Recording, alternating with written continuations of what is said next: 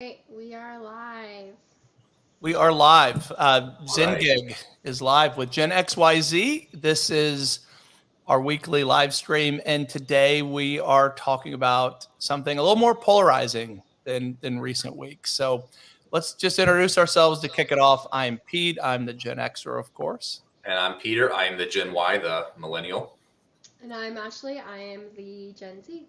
Now, Ashley, you're supposed to boo anytime Peter says the word millennial, since that's what we. And I think that's going to be I'm going to make that's going to be the Gen Y, the Gen Z thing is let's boo for the kids.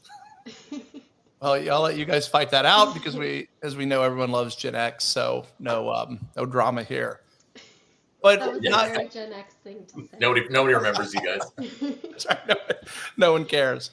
Is what we're really talking about. But look, this is an issue that almost every day seems to be in the news, where a company is taking a political stance. I think this week I've heard about Chick-fil-A a lot. Of course, Target's been in the news. You couldn't probably avoid hearing about Bud Light and what they've done. But before we get into companies, let's talk about generational perspective, because that's really what this show is all about. I grew up being taught, and I think was probably pretty common for Gen X. There's a couple things you don't discuss in public. Politics and religion are the big two, but that seems to have changed over the years. So, Peter, what do you think? I mean, I think you guys and the millennials really started changing, how widely talked about these issues are in public. Yeah, I mean, I think it stems from the internet, really. I mean, you could say that it's like a generational thing, but I think it's just the fact that like the internet unlocked that like level of sharing. Maybe started with MySpace and social media. People are more open with what they share on there, and because you could connect with everybody else, and so it's become more normalized. So I think it's less that like at least me and the people I know like want it, but it's just always been there. It's always been a thing. It's not like a taboo. So talking about even talking about like your pay and your your religious standing, your political standing, those things have always been like kind of out there in the open. And I think that's where before the internet, people were maybe more private, not by choice, just by like the nature of it being harder to share that. Now, privacy has gone out the window. You've got like Gen Z people posting like literally their entire like lives on TikTok. So I think that's kind of we're in like a whole another generation. Now we're swinging back. Actually, I see a lot of millennials who are like trying to rein that back in. I'm thankful that like when I was a teenager, I didn't have that to like share like all these videos, to now I can look back and be embarrassed.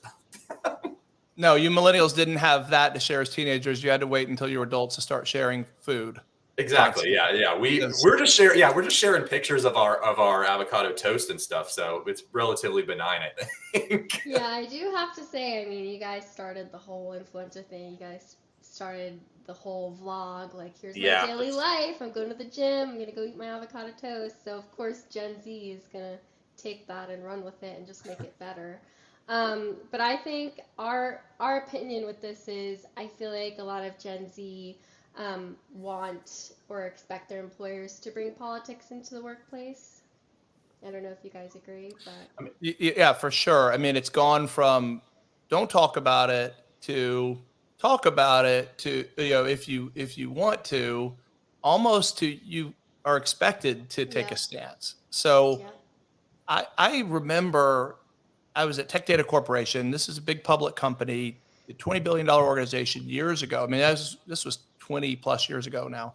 And the CEO sent an email out company-wide about an issue that was coming up on a local ballot. It wasn't even a national polarizing topic.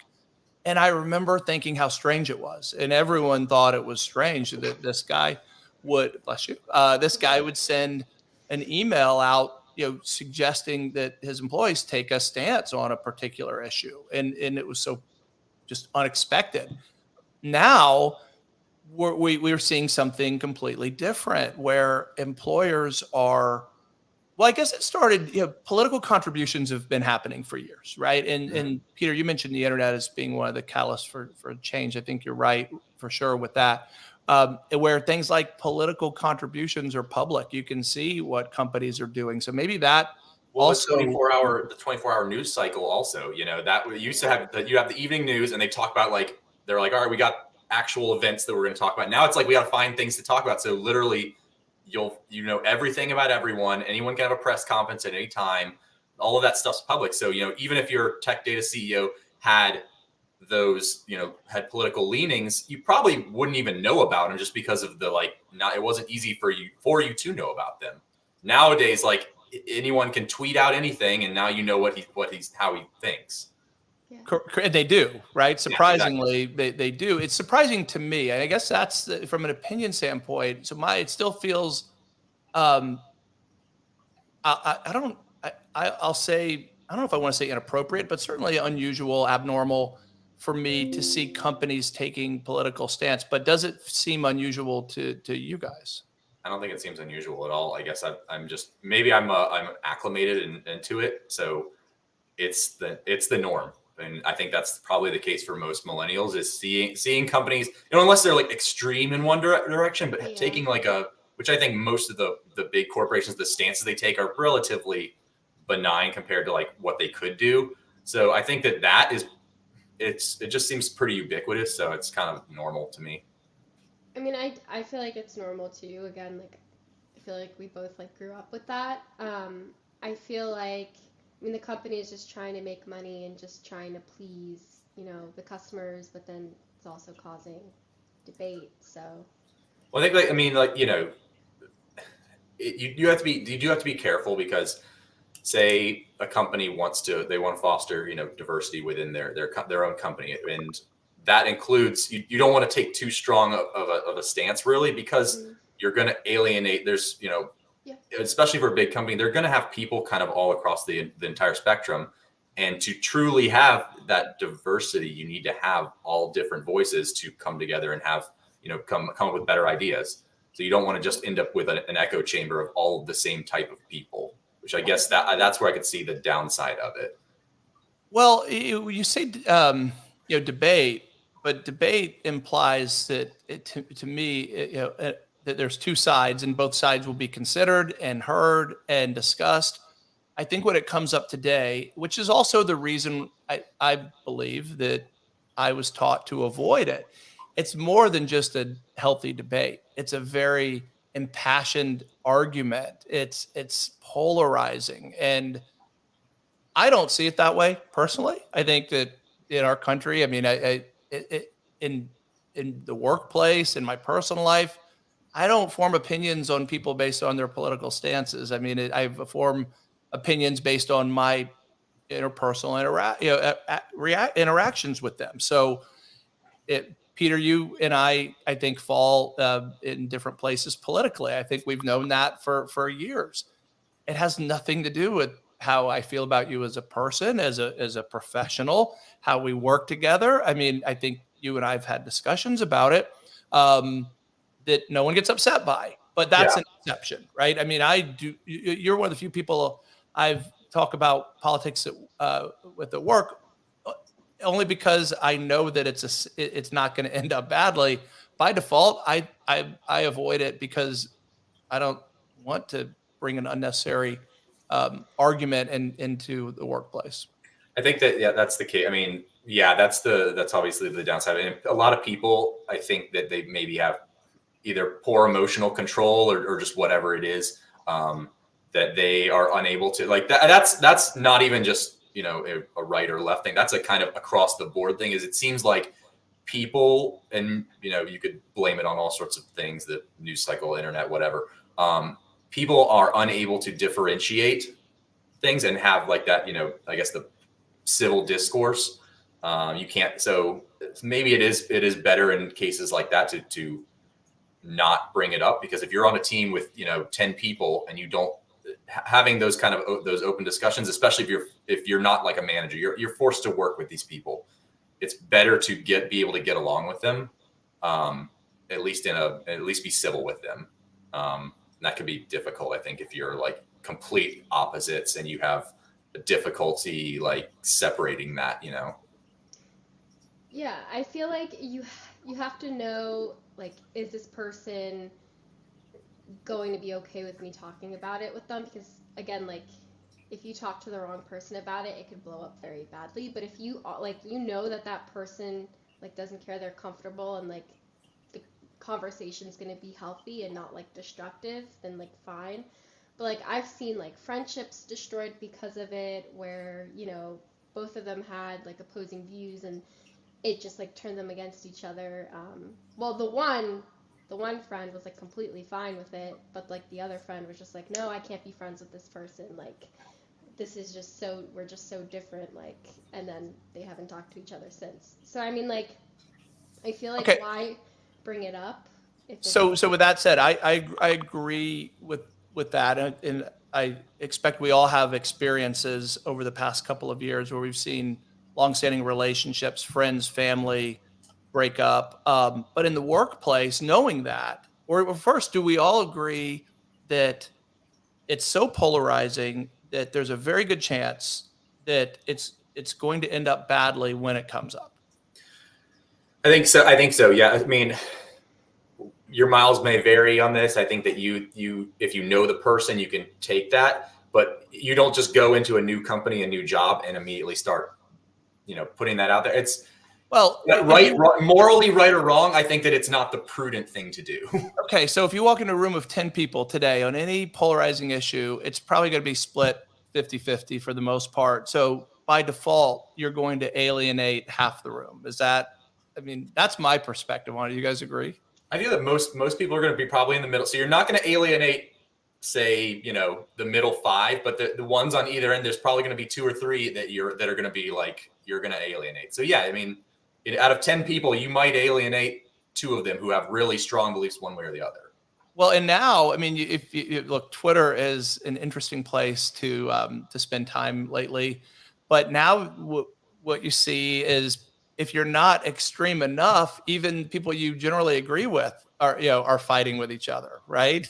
Like, you're not taking a strong enough stance on this. Yeah. So okay. So all that said, it sounds like we agree that it's an issue when you bring up politics right now.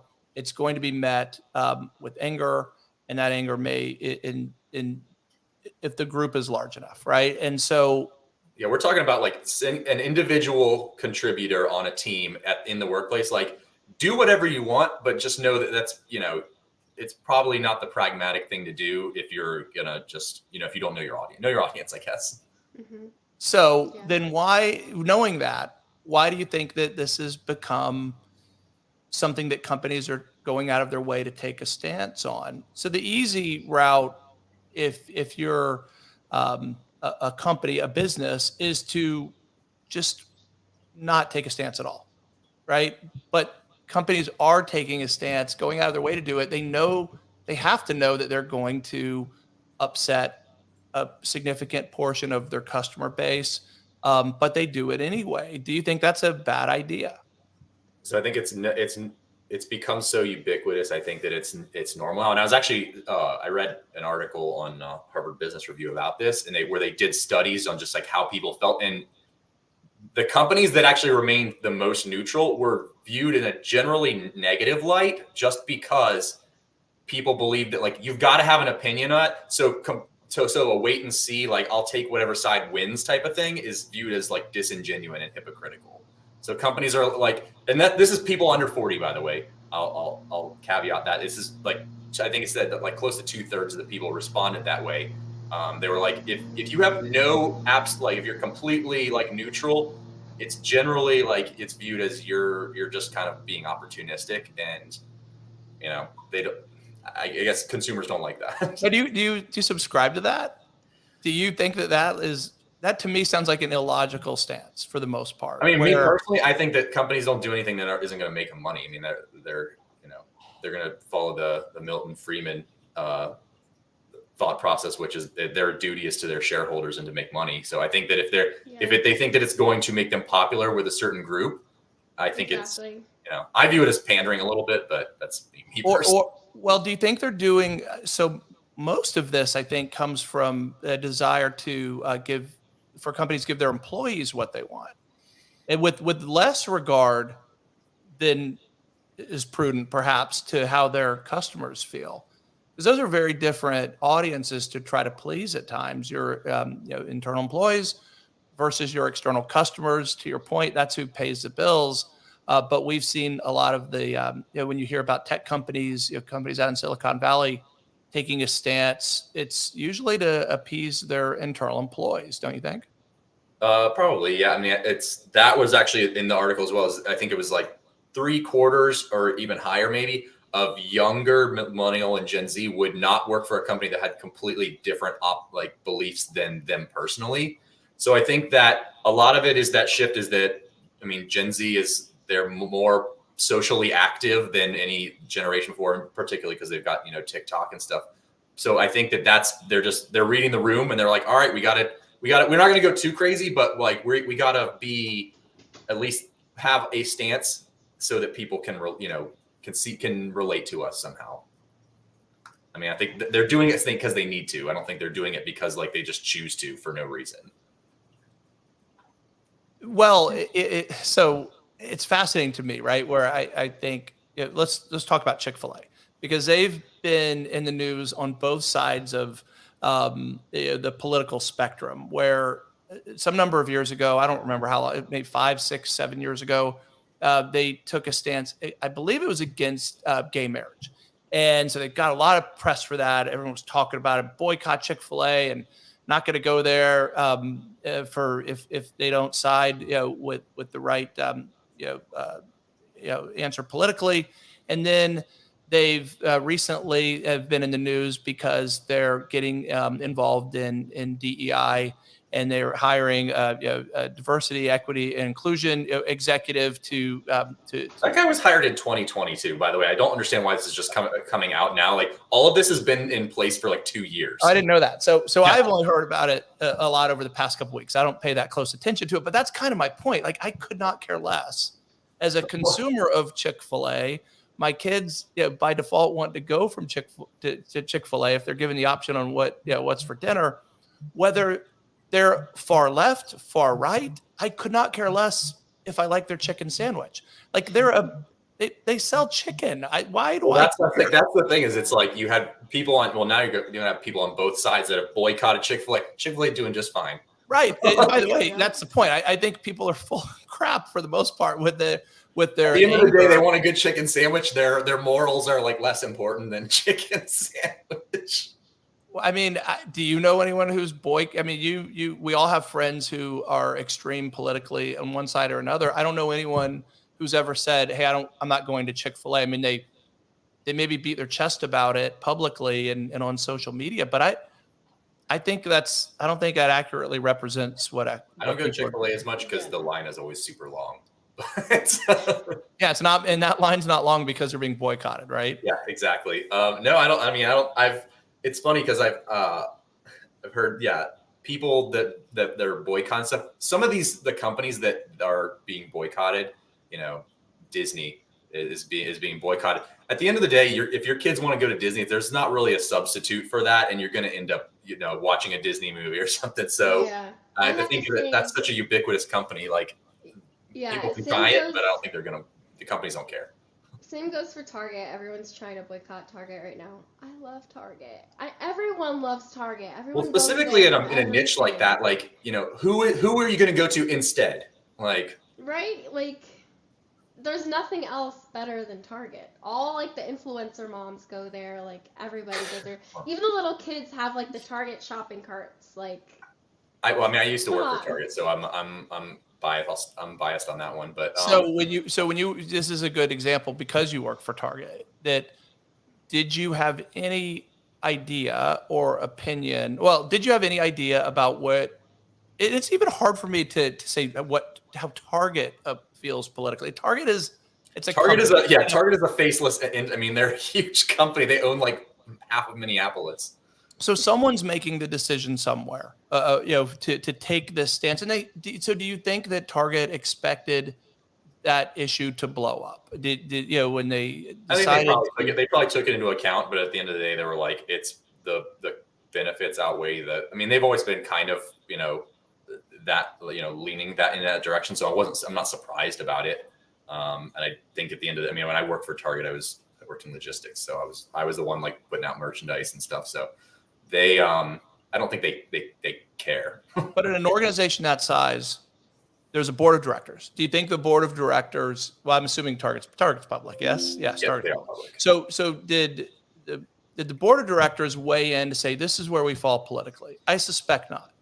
No. And did the CEO weigh in to say, this is where I suspect not there too? So someone in marketing, or you would know, whatever department makes decisions on what the store is going to promote, what new lines they bring in, made a decision to do something they had to know was polarizing. Don't you think? I don't think that decision was made without knowing it was going to get a lot of attention. Maybe that was the point of it. I mean, some significant portion being negative. But I don't think that decision is being made at the board level. No, and I mean, judging by just the people who are working, I mean, the company that pays well. I mean, it's a good gig. So I think the people who work there are probably they either don't care or they're happy with it. I don't think that anybody's like quitting Target over it. Which is interesting that like it's the consumers that there's an uproar, and generally it's a smaller percentage. The general public doesn't really care. I think most people like are either, I mean, the people I've talked to, like they either aren't really aware of it. They're like, oh yeah, I heard something about Target. Or they're just like, I don't really care. Like it doesn't affect me. So I feel like, I mean, no one's asking you to buy whatever, they're promoting. You don't have to buy it if you don't want to. And especially like if you're working there, like you could just be doing your job. You don't have to doesn't have to bother you. You could just be like the most. I mean, it's such a huge, working at a huge company, and this goes for that Target, any of these large corporations, you're working with so many different people that like, I mean, I didn't know people. There was like, it's siloed. Like there are people at headquarters in purchasing who are completely different than logistics, who are completely different than marketing. Their HR department's its own function. Like, so you don't even know anybody outside of like your own, silo, unless you're like a high level director and you talk to, others. But like stores are completely separate than the actual like headquarters, and distribution is separate than that. So which is funny. They're like people who work in the stores, the one who's actually dealing with it, have literally no say in it, and they're just, I mean, they just work there. Like, so do you think that it's just a lot of posturing then when people are claiming that it's important to them, taking a survey, for example, right? Where the younger, I tried to find a survey. I couldn't find one. I'm sure it exists somewhere that shows the different perspective generationally, since that's really what we're talking about. Yep. Where my generation didn't really have any interest in getting involved in politics with work. Millennials started it, and then now Gen Z is almost insisting on it. And I don't think that insistence is necessarily real and valid, actually, where everyone your age wants their employer to take a strong stand. But if it's a job that they want and that they're interested in, what percentage do we really think is going to decide, I'm not going to work for this company because they have left-wing politics or right-wing politics, and I think the opposite. What's your thought on that? I mean, I feel like, again, let's just bring up those like tech companies. If I got hired to work for a really big popular brand, like tech company, doesn't even have to be a tech company, just a really big popular brand, and they have a stance that's different than mine, in my opinion, I wouldn't really care, because I'm like focused on, wow, like they chose me out of everyone else to work for this big brand company. Like this is gonna look great on my resume. It's great pay. Like it was very competitive, and I got it. Like to me, that's what's going on in my head, instead of, oh wow, like even though this is a big brand company and it's really really good, like their stance is different than mine. I can't. I'm gonna go take the other option that's like not even equivalent to greatness as to the first one. So yeah, I think that probably the the longest thing that we're gonna see, the longest effect, is going to be people who view it as two ways. They're either, this is like, I gotta take a stance, or I'm going to use this as a stepping stone to another job. Like, this is a great job. I'm really going to stay here for 2 years. You know, I don't care too much. I'll keep my head down for 2 years. I'll leapfrog to another. And also in that case, like you just said, Ashley, like most people, you know what you're getting into. It's not like you got to the company and you're like, oh, all of a sudden now I'm finding out what you guys are all about. Like, most people do research on the company they're going to work for. Or at least I'd hope so. You guys do research. We got plenty of blogs on that. Yeah. You should. If you're a job seeker, by all means, research the company. Not necessarily for that reason, but everyone can make their own decisions. It's interesting. I don't know if you guys have noticed, we're not getting comments today, and I don't know why we wouldn't get comments on. Mine aren't loading, so I can't see. But so why? I don't get emotional about this. I expect that a lot of people's opinions are different than mine on any topic you could come up with, whether it's sports or things related to parenting or climate that you like to live in. I mean, everything. Why is this such a polarizing issue, do you think? I mean, I never really understand that. Well, I don't think it's the secret that, like, especially younger generation, like the trust in like governing agencies is eroding, and people are looking to companies, I think, to fill that void. That's what it seemed, and that's in the articles I read that was actually mentioned a couple times. That was a thought that, like, all right, well, there's got to be somebody who's, some corporation or some entity larger than myself that's going to lead and be the voice of reason, and I can't trust the government to do it. So I'm going to look to Disney or whoever as like a solid stable institution. And that, that if that's your employer, then I mean, that's a huge part of your life. If you work at Disney, your employer has more of an effect probably on your day-to-day life than the United States government does.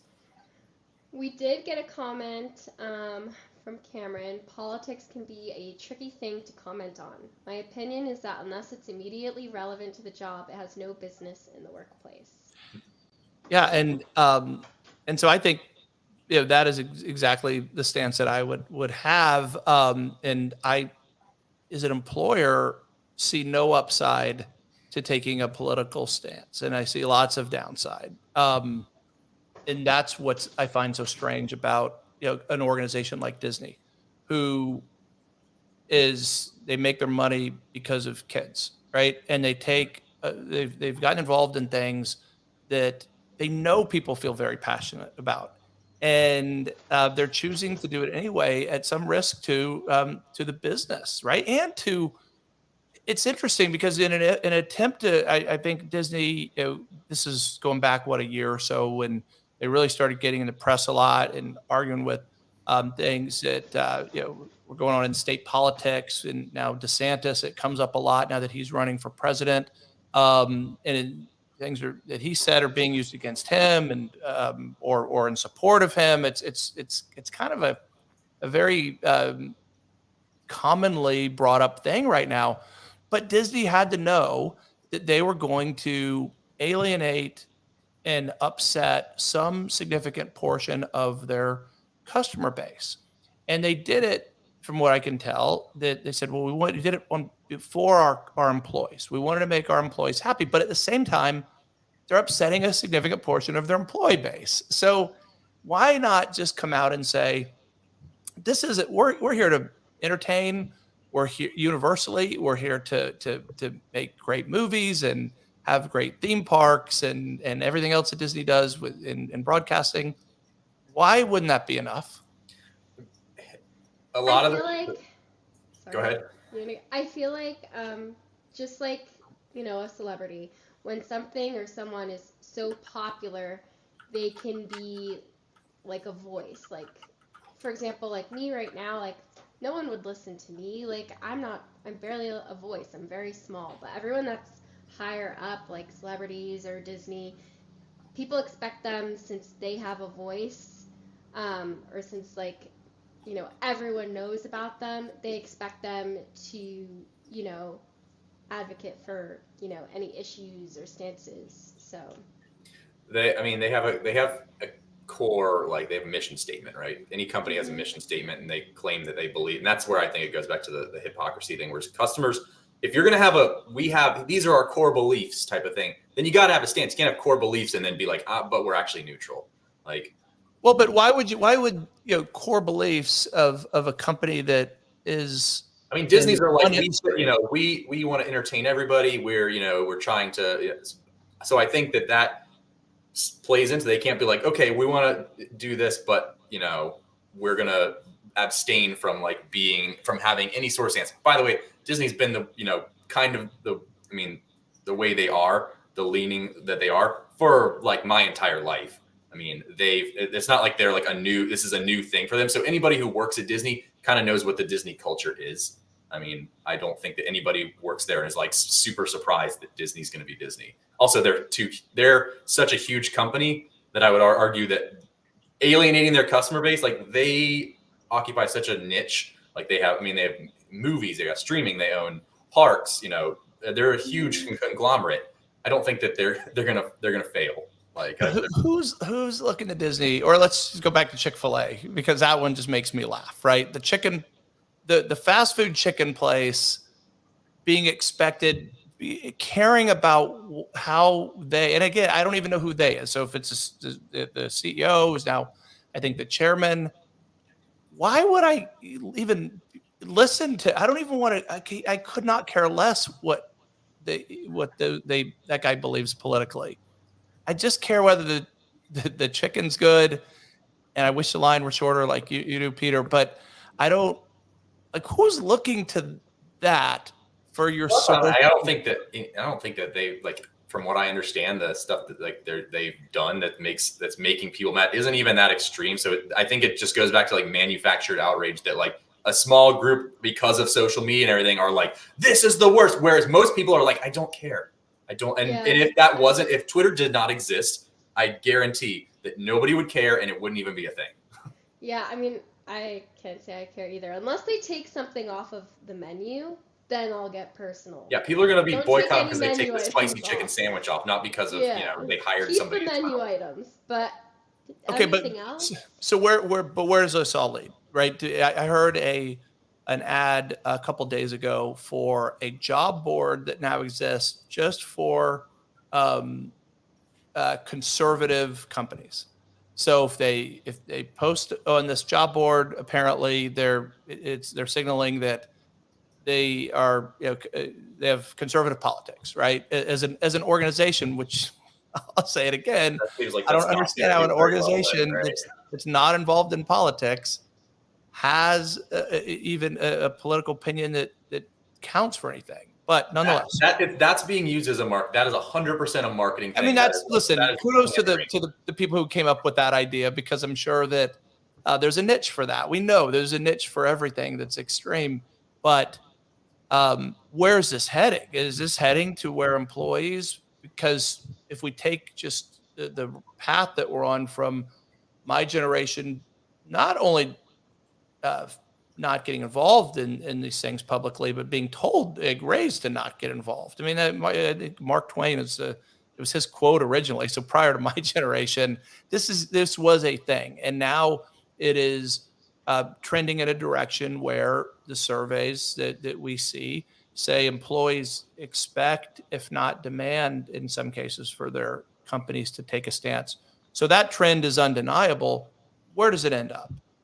Does it end up where we have two types of companies, left-leaning and right-leaning, and the employees fall in line, the customers fall in line? There was a New York Times article that was exactly that. And it was like, is this the future we're heading to? There's going to be like red brands and blue brands. And I don't know. It's just dividing everybody up.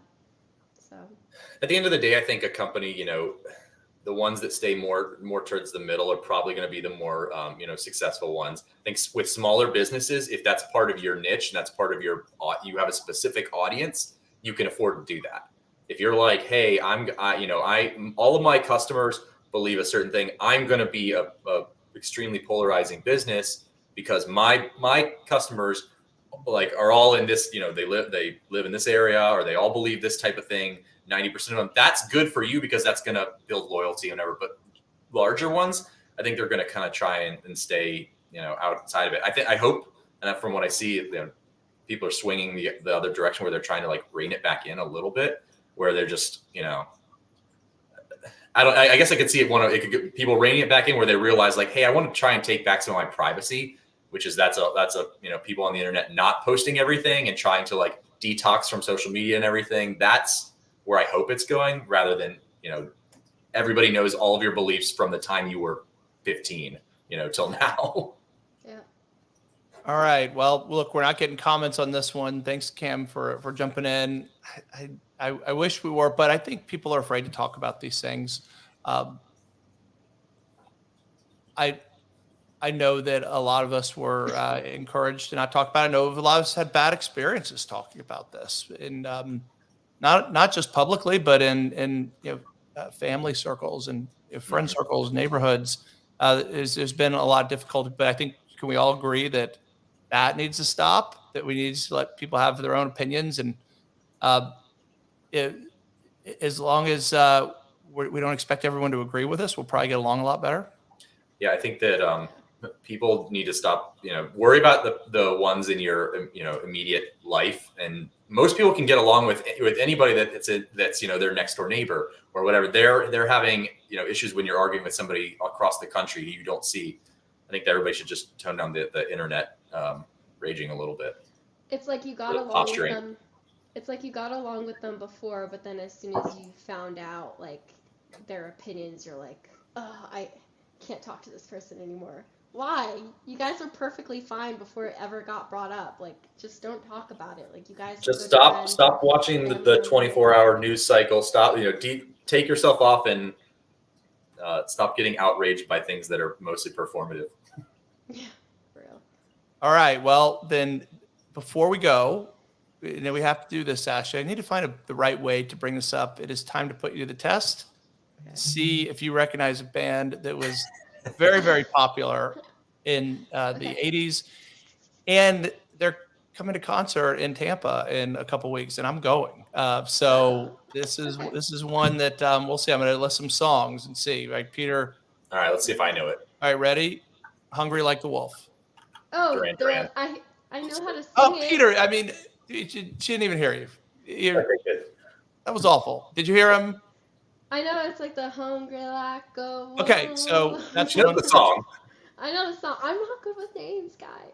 Wild Boys, New Moon on Monday, Girls on Film, Ordinary World, Save a Prayer. Anything? Does a band? Simon Le Bon, lead singer.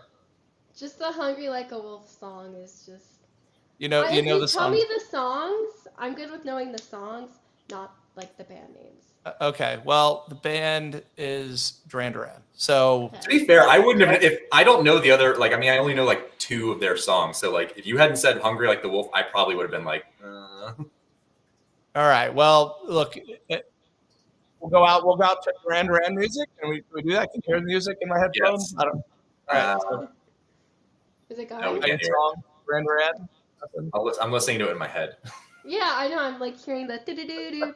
Hungry like oh, yeah. All right. Well, you guys have a great weekend. For this video. Oh, here we go. Can we hear it? Hungry Like the Wolf from what year? 1985, probably. Something like that. I can't hear. All right. Well, have a great weekend, and we'll see you next week. All right. Bye, guys. Next week.